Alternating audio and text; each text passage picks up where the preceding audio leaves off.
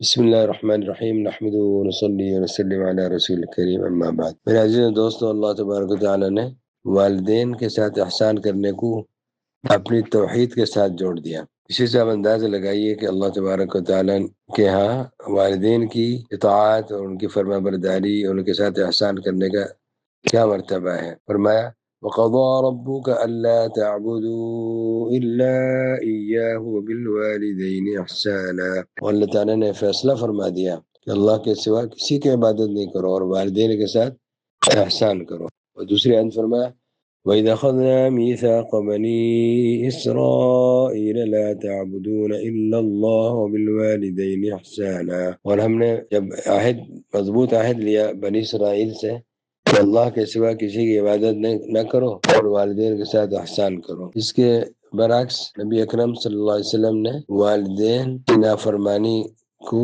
شرک کے ساتھ جوڑ دیا، یعنی والدین کی اطاعت کو قرآن پاک میں توحید کے ساتھ جوڑا گیا اور والدین کی نافرمانی کو شرک کے ساتھ، اللہ کے ساتھ شرک کرنے کے ساتھ جوڑا گیا۔ شرک تو کتنا بڑا گناہ ہے کہ وہ تو معاف ہوتا ہی نہیں ہے، بغیر توبہ کے مر جائے شرک سے اور توحید میں نہ آئے تو ہمیشہ جہنم میں جلے گا۔ اس فعل کو جو شرک کا ہے، والدین کے ساتھ جو نافرمانی کرے گا تو اس شرک کے ساتھ اس عمل کو جوڑا گیا ہے۔ اس سے اندازہ لگائیں کہ یہ والدین کی نافرمانی کرنا کس قدر خطرناک عمل ہے۔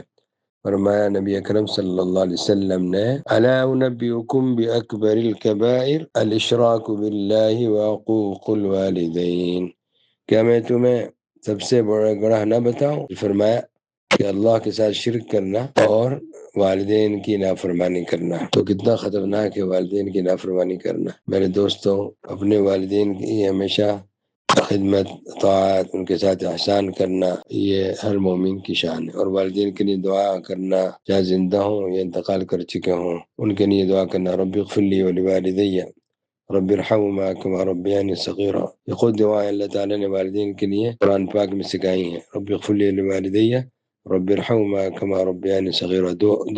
دو